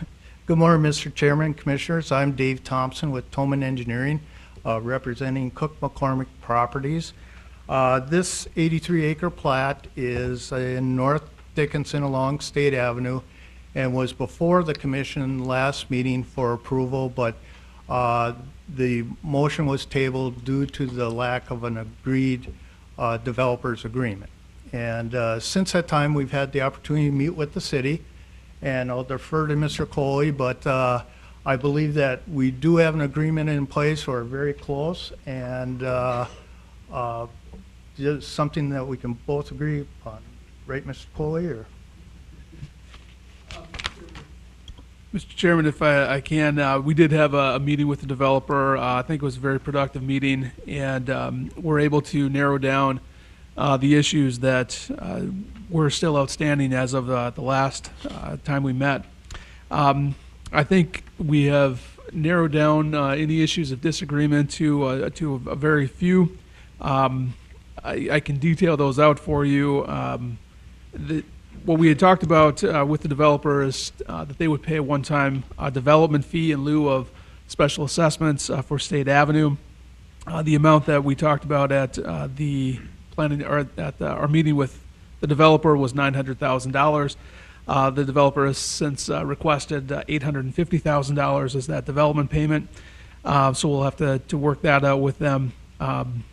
The timing of the payment is also something that we'll need to talk about with them to detail out when that development payment is actually made. As well, there is still a small outstanding issue with respect to the stormwater ponds along State Avenue. The city did agree to assume ownership and control of those ponds.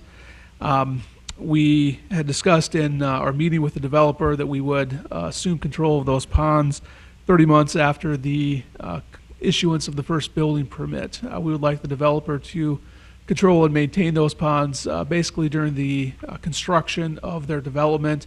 Then once that is finished, the city would take over those ponds. Developer has requested that rather than taking those over after 30 months, that we would take them over as a city after 24 months. The other remaining issue has to do with the timing of acceptance of the infrastructure. Developer had requested that the city would inspect and accept the infrastructure installed by the owner within 14 days after notification by the developer that they had completed a phase of their development. We still need to talk about that a little bit internally among our staff so that we want to make sure that we're able to meet those deadlines or have timeframes in the agreement that we are able to meet as a city. The final issue that we did talk about with the developer was damages to the stormwater drainage system. There are downstream landowners from Cook Meadow Hills Fourth on the east side of State Avenue that have incurred some damages to infrastructure, or to their stormwater systems rather. And we have received estimates from those landowners as to what they believe their damages are. And our intent is to get together with the landowners, discuss those damages, and if we can, make them whole and repair, or let them repair the damages they believe have occurred to their stormwater system. We have not had a chance to meet with the developer or with the landowners yet to do that, so that issue is outstanding. But it is something that I think we will be able to come to an agreement on with the landowners. As to the development agreement, I think those are really our only remaining outstanding issues. I do think we'll come to a resolution on those. We are substantially closer, much closer to an agreement with the developer on this development agreement than we were a month ago. So I think we have made some significant progress on that. I'd be happy to take any questions you might have about the development agreement or any other part of this this development. Mr. Colling, question on, why is the city taking a stance on taking over the stormwater management areas? I mean, they haven't done that in the past. Is my understanding there's had to be a homeowners association to maintain those? There was, and perhaps Ms. Marshak wants to weigh in on that. That's more of an engineering question than I think I can answer. Because of the location of the floodplain and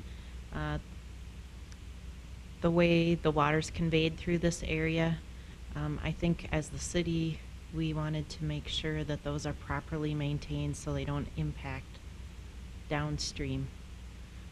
If it was, a lot of our developments have homeowners associations that are maintaining ponds that aren't necessarily located in a flood area. And I think that's why we chose to take these ponds on at a future date. Thanks. The city does maintain ownership and control of the drainage way through the city. This, I think, is, as it comes into our city limits, the first portion of that drainage way. And so I think it may make some sense for us to control that drainage way as it comes into the city, as well as it moves through our city.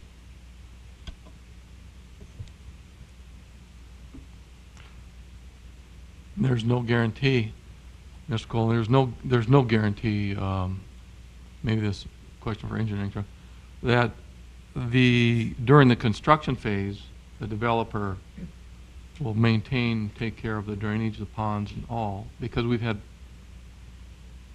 problems and ongoing problems. So what is to guarantee that it's going to be taken care of during this particular phase of construction on the Cook's Fifth? We have implemented a position within the Public Works Department that is taking a harder look at these kinds of areas. In addition to that, the 24, 30-month time frame that we're talking about in the development agreement is to help make sure that before the city would take those ponds on, that they are in compliance with our ordinances for stormwater. We don't want to take something on that hasn't been taken care of. So that was why our request was to have those 30 months. And Mr. Colling then, so the implication is that the city's going to take them over. Does that place a burden on the city, a liability to damages then downstream? Well, once the city has control of the drainage way through the city, through every other part of this drainage way, and so we're responsible to maintain that and look after it and control it in such a manner that it doesn't cause damages to adjoining properties. It would be the same for this drainage way as it would be then for any other property where the city maintains the drainage way. So there is a liability there. It's something that we take on just because we manage the floodplain. With respect to taking over these facilities, they would be inspected before the city does take them over, and if there were deficiencies in the construction or the state of the ponds, we would not take those over until they were corrected. The city will only take them over if they're in decent condition and if they pass inspection. Mm-hmm. So during the construction phase, Cooks 1, 2, 3, or 4 could file some type of claim against Cooks 5th for damages. Well, anyone can file a claim. That potential is out there. As to whether or not it's viable, it depends on the specific facts of the situation. Okay. Thank you, Mr. Cullen. Any other questions or comments at this time from Mr. Thompson? Mr. Chairman? Kovash. I would just like to make sure that in the development agreement, the parks is addressed. We met with Mr. Cook. I think we're in agreement.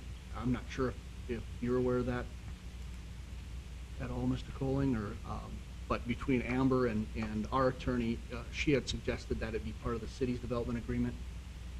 Mr. Cook had come to us and was wanting to pay, instead of the whole amount, being he was only allowed 30 lots, and we agreed that we would take it based that way. So I think we need to get that in the development agreement, and I think if you talk to Mary, she can help you with that. We'll do that. We'll make sure that gets reflected in the development agreement. Mr. Chairman. Mr. Jack. Mr. Colling, with respect to the drainage situation, we've been talking about this for a year or whatever it's been. It sounds to me like the development agreement is going to take Mr. Cook out of that discussion, essentially. The discussion with the property owners, the downstream property owners. Yes, we had some substantial discussion about that among staff, and I think it's safe to say there is a breakdown in communication between the landowners and the developer here, to the degree that I think it's become our opinion there's unlikely to be any resolution between the parties. So I think the city is taking the stance that we'll need to step in as an intermediary and negotiate a solution that'll be acceptable to both of the parties. Okay. And I think that makes sense. I think that's the right way to go. I still find myself wondering about the timing of that resolution. Are we going to, now it's between the city and the downstream property owners, are we going to try to do that prior to this plat being recorded?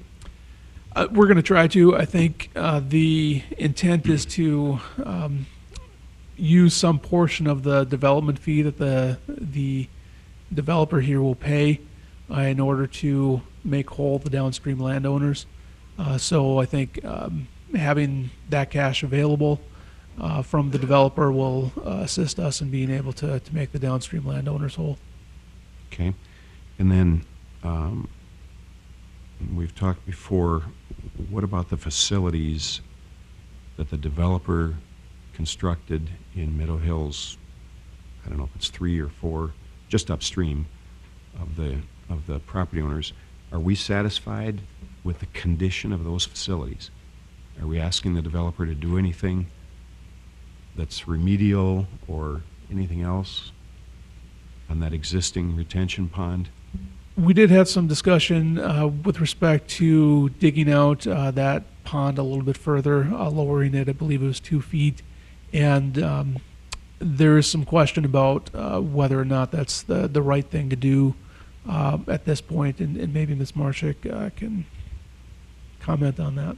And whatever the answer is, I'm just saying, have we looked at it enough that we're satisfied as we sign the DA that we won't need any other work there? My recollection is similar to Mr. Colling's, that we talked about having them excavate out an additional 1.5 feet, 2 feet, but there was some additional discussion about if that's the right thing to do, and I think we're okay with it the way it's written in the DA, and there's been some discussion with the Public Works Department that, you know, if we find that there are additional things we need to do to make that flow downstream work better, or the pond to work better, it's something that we can do ourselves. Okay, well, that's an answer. That's what I'm wondering. And then the last thing that we brought up last time are those 2 streets up in Meadow Hills Fourth. Are we square there? Yes, yes. I believe on Cook's Fourth, the developer has agreed to either pay them or, you know, pay the city or whatever. If you would need a letter or something, I think we'd be happy to provide it. Just so these guys are satisfied. Yep. That's all I have. Any other questions or comments? Thank you, Mr. Thompson. Thank you. This time I'd ask if there's anyone in the public who'd like to make comment. Please feel free to come forward.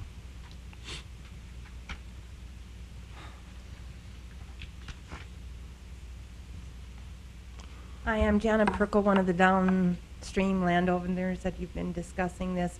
It seems like now that Mr. Cook is getting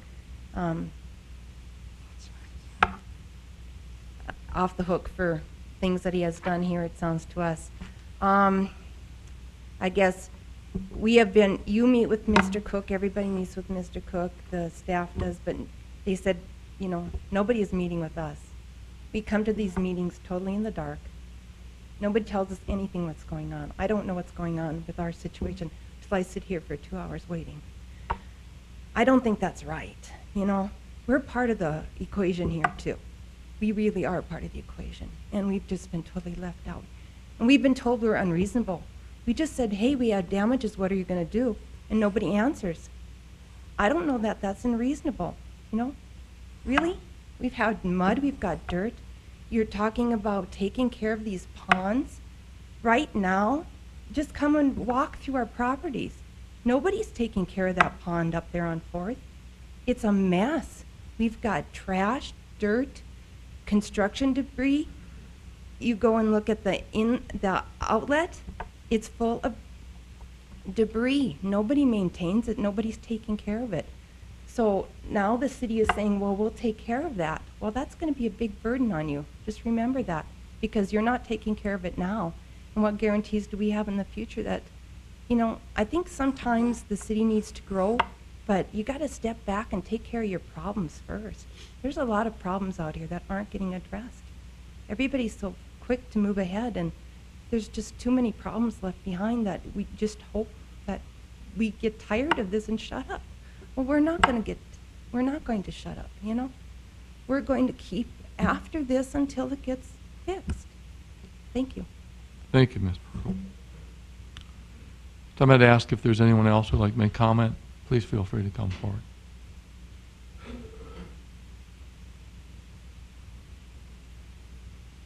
Good morning. I'm one of the landowners downstream. I've been here before. What I don't agree with... I'm sorry, could you just state your name and address? I'm Dean Kubis, 2400 State Avenue North. I'm just south of Jan's place. I do not understand where Matt was saying there's a conflict between us and Cook. We've never talked to the guy, ever. I've never talked to him. And now she says they're going to dig this pond down 2 feet. It's not going to fix the problem. This pond will stay full. When the water runs, we're gonna get the dirt and everything run right through, just like it was. It's not gonna change anything. Who's gonna be responsible for it after the city takes over and we still keep having damage? And we are gonna keep having damage. It's not gonna work. You know, and I've said this before, put the drainage underground. If you wanna fix the problem, that will fix the problem. But, the way things are now, nothing's gonna get fixed. Thank you. Thank you, Mr. Kubas. If there's anyone else who would like to make comment, please feel free to come to the podium.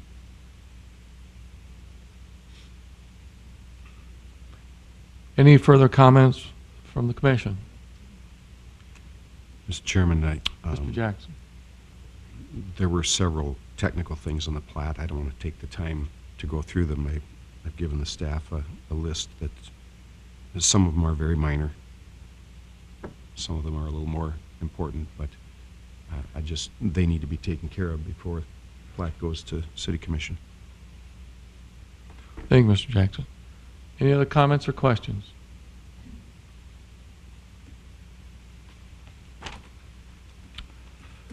I do feel that the drainage is being addressed, but I have questions or doubts that we have enough experience, or there's enough experience to take care of what's going to occur as you get more runoff. It's not just it's not the water, but it's what water carries that's causing the problem. And I just, as you build more and more, water runs off faster. The response the response to the damage has been extremely slow.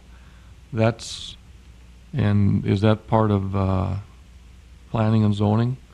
Or is it something that's totally unpredictable? But as we approve another development upstream,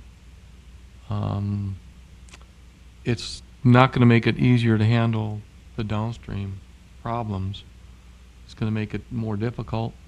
I think Mr. Kubas has some good comments, and I think that hopefully the city would discuss and be very attentive to what those problems are and react quite quickly to the damages that occur, and that there's got to be some avenue other than the threat of a lawsuit between landowners on situations that occur because of approval or recommending of zoning changes and development. I think it's a serious issue for those property owners, and for us to continue to recommend when we haven't got a full handle on remediating those problems that occurred. I think it's great Mr. Coling has realized that the city is going to be an intermediary in there, and that the property owners haven't come to any type of settlements or conclusions or resolution to prevent the problems from being reoccurring. But it's an unusual and unique situation that doesn't usually happen here.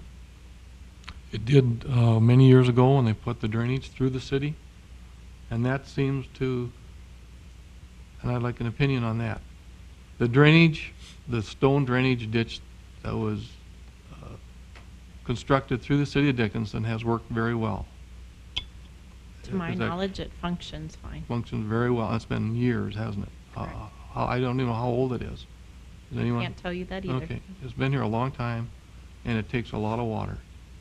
And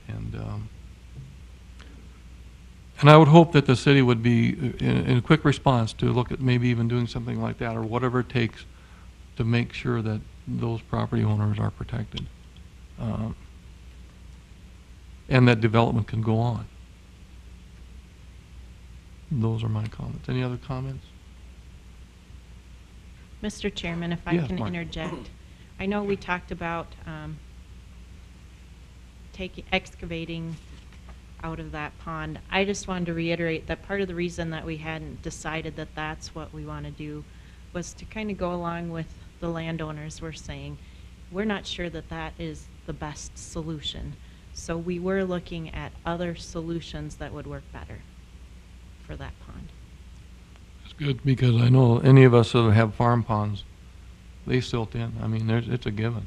It's, dirt runs downhill with water too, so. And I would hope that you'd have your door open to those landowners for when problems occur, if they do. I believe so, and I'm sure that Mr. Kubis has his door open also. I believe that he's been the main contact Sure. here for them, but I think that any of us are available. Thank you. Any other comments, questions? I just had a question on the development agreement. Item 4, Part N, the one-time payment in lieu of repairs. That seemed like a very small amount. Is that for potential damages for the 5th edition, or is that for the previous edition? And what you have in your packets is the initial version of the development agreement. It is, since our meeting with the developer here, has been modified, and that provision is taken out. It will be a substantially larger number than that. Any other comments or questions?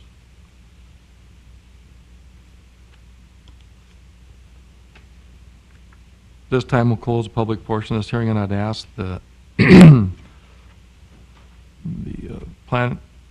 city planner, county planner, Mr. Josephson, for a recommendation. Yes, Steve Josephson, City County Planner.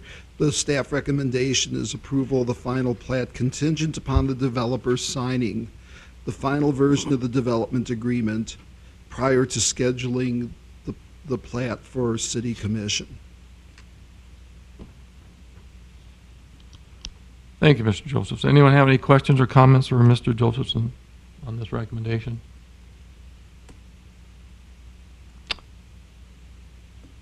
Mr. Chairman, if, Mr. Kovacs. Chairman. Mr. Kovacs. If we approve this, I assume we won't, as a Planning and Zoning Commission, see the final development agreement. That will be the city. I just want to make sure that as park staff, we get an opportunity to review it. I'll send it over to Mary and James today and have them take a look at it.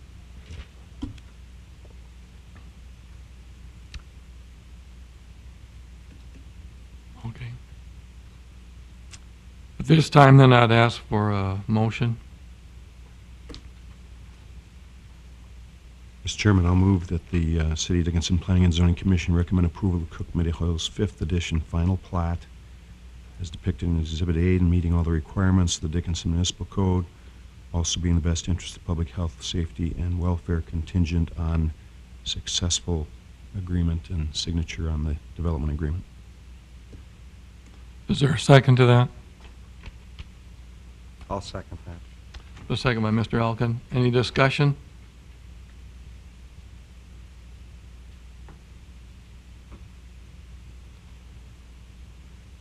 Being no discussion, all those in favor of the motion signify by saying aye. Aye. Aye.